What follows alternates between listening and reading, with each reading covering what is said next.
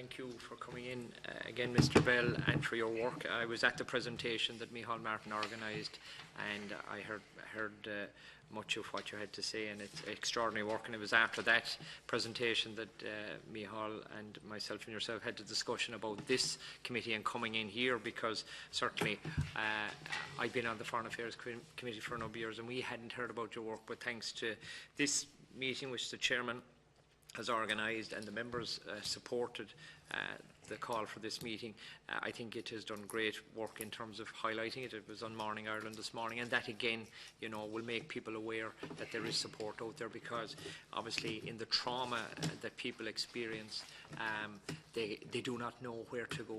Obviously, nothing can prepare you for such an event in their lives.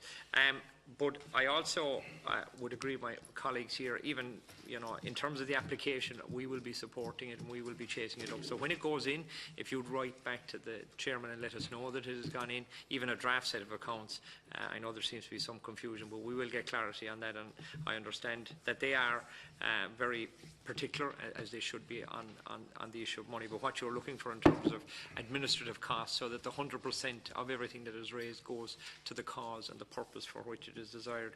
We're actually working on our draft work programme at the moment. We're discussing it this afternoon, and we have all, as public representatives, had varying degrees of interaction with our consular services abroad when it comes to situations like this.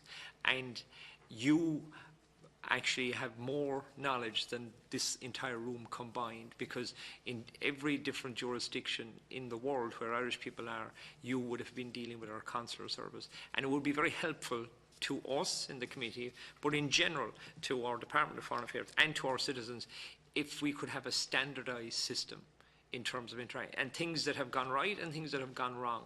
I've had particular case to interact with our consular services in particular countries, and it was less than enthusiastic in terms of the response I got, and I was told that a particular remains would not come back for 2 weeks, and there was absolutely nothing could be done. And that was from our own Department of Foreign Affairs on the ground. And yet when I started phoning around and contacting directly the authorities on the ground, it was 3 days later that the remains were on the plane. And I know that you understand how traumatic it is in the first place, but then delay adds to the trauma. And where somebody has to wait, it heightens the sense of loss.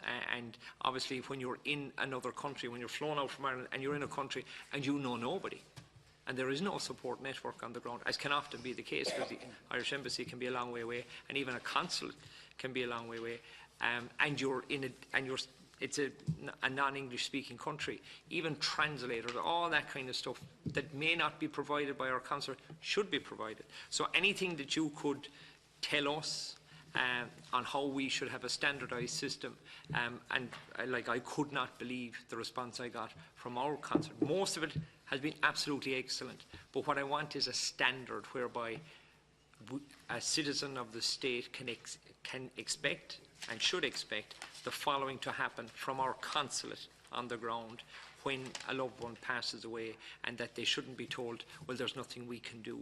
That, I think, is unacceptable, and I think your work has been outstanding, and we'd be delighted to support you. But your knowledge and assistance to us on what could be done better, I think, would greatly assist those in the tragic situations that you found yourself in.